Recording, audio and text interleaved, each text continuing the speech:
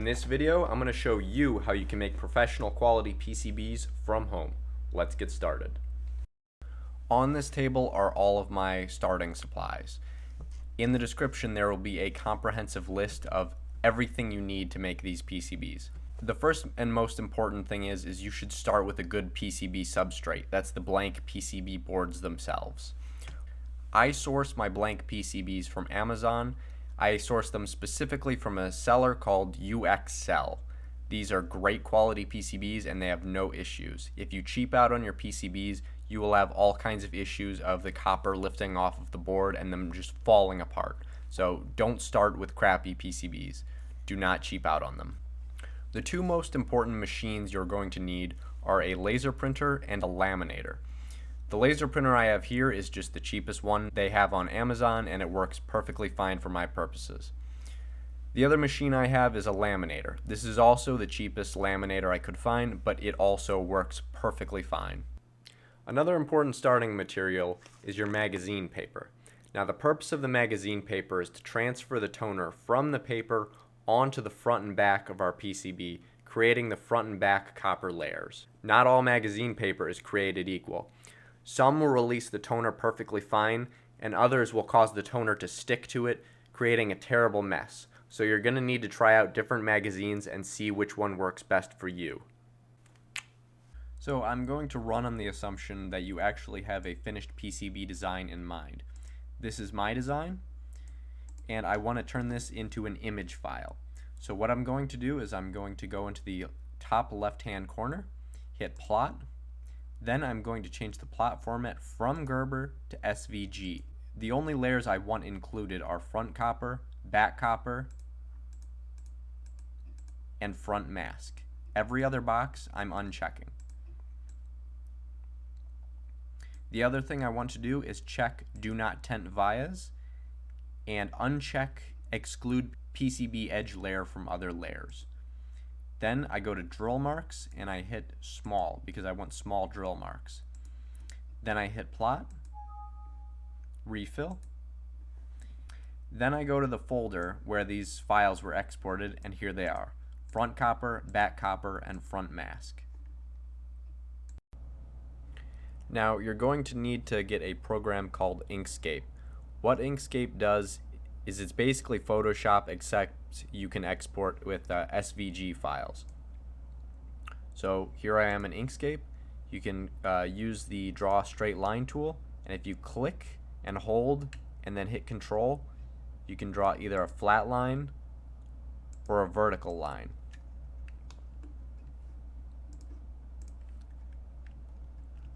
And there it is. And I use that tool to draw two boxes. Each of these are 100 millimeters tall and 70 millimeters wide. And both of these boxes are separated by 1.5 millimeters, which is exactly the thickness of our PCBs. Now, we're going to open up our folder that has all of our important layers, our front copper, back copper, and front mask layer, and we're just going to drag and drop these. And they will be stacked on top of each other. So what we're going to do is we're going to grab these, and I just drag it into the bottom left corner, hit Control D, that duplicates it, and I just keep doing that. Then we're going to grab our bottom copper layer and do the same with it.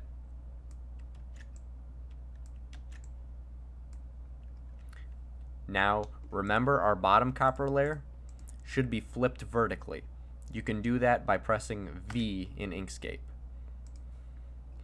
Another important thing to note is that when you do the toner transfer, it will mirror your image horizontally. So we need to mirror it now so that when it actually transfers the toner, it's correct. So the way we do that is we select all of our top and bottom copper layers, and we hit H in Inkscape. This will mirror them horizontally, and the bottom is mirrored horizontally and vertically. Now we do this for however many times our PCB fits into these boxes, and that should look something like this. This is how mine looks at the end. All of these are separated by an exact distance, and they are all mirrored horizontally, and the bottom is mirrored horizontally and vertically. This is the image that's going to be printed onto our transparency paper, and it's what's going to make our solder mask layer. Now for our top solder mask layer, we do the same exact thing, except they're not separated by an exact distance. This distance really doesn't matter, and it should be decently big. I'd say about 2 inches, about 50 millimeters is fine. They're also not flipped horizontally, but the bottom box is flipped vertically. So just keep that in mind.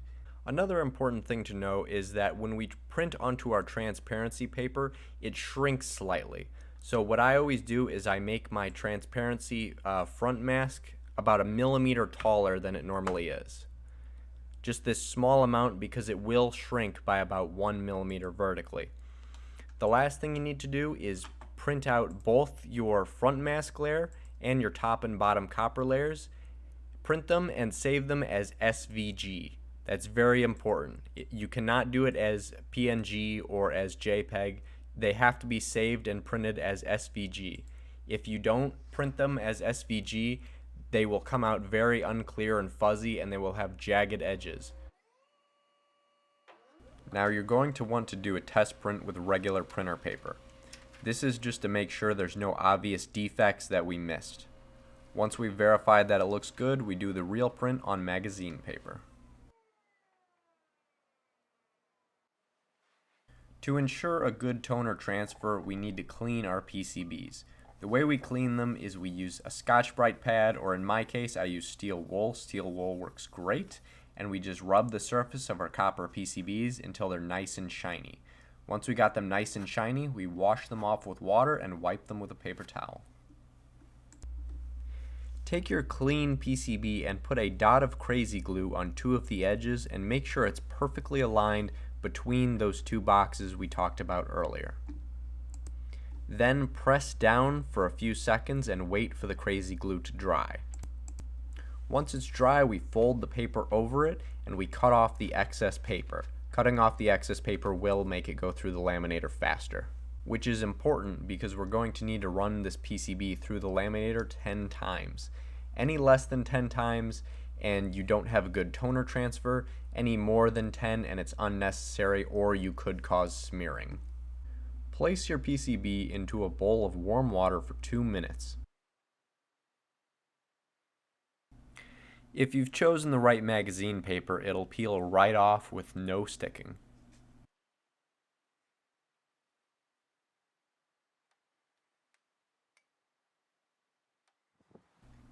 Now we need to make an etchant solution. My etchant solution is half hydrogen peroxide and half muriatic acid. My muriatic acid is 31% hydrochloric acid and my hydrogen peroxide is 12%. You could use 3% hydrogen peroxide, but it will take a bit longer.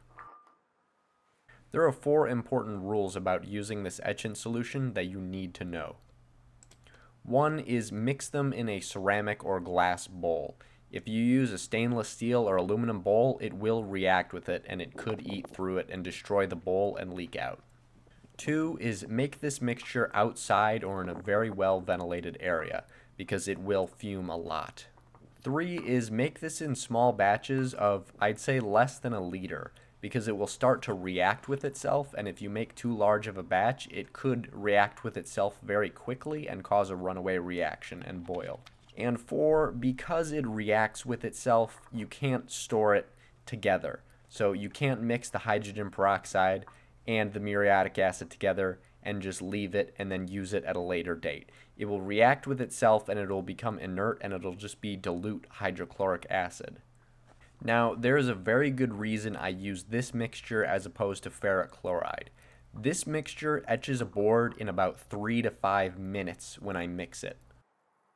Ferric chloride can take hours to etch a board for me. That's not worth my time. It's a waste of your and my time. So my etchant solution is much faster. I highly recommend using my solution. Now you'll be able to see when your board is done. Once you see it's done, just pull it out of the acid and wash it off with water. Dispose of waste products properly. Now we use acetone and steel wool to remove the rest of the toner off of our PCB. Then we use a center punch and a hammer to mark the holes that we need to drill.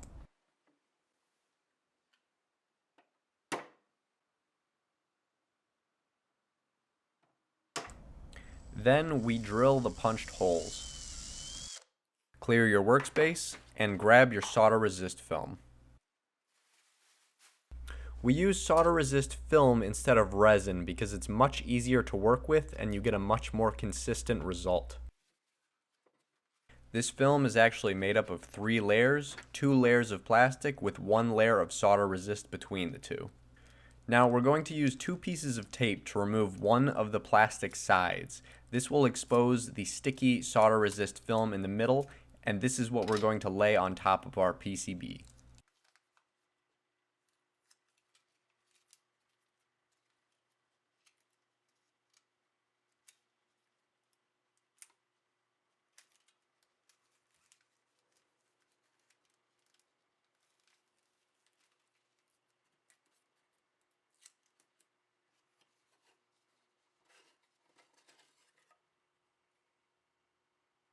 Then you want to use a razor knife to cut off the excess film on the sides of the PCB.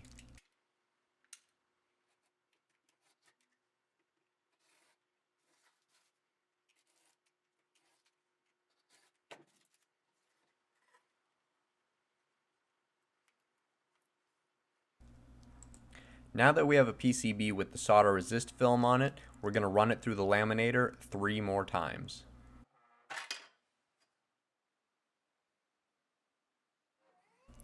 Take your clear transparency paper and put it into the printer and print out your top solder mask layer.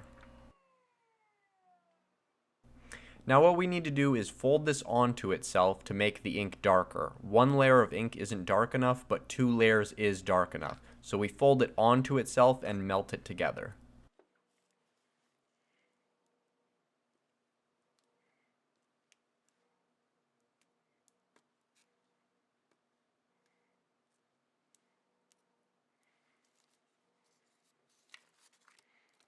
Now that we have our 2 top solder mask layers aligned and melted together, what we're going to do is tape it to a piece of glass. This will make it much easier to work with.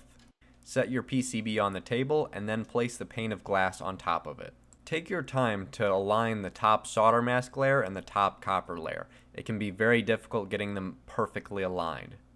Then we use our UV flashlight to shine UV light onto our top solder mask layer for 5 minutes. This is important for future steps. Now we need to make some sodium carbonate. Making sodium carbonate is very easy. All you need to do is grab a pan that you don't care about, put some baking soda in it, and heat it up until it starts bubbling. You'll know it's done and you've made sodium carbonate when it stops bubbling or you've burned your house down. Now we take our PCB and we take off the top layer of plastic.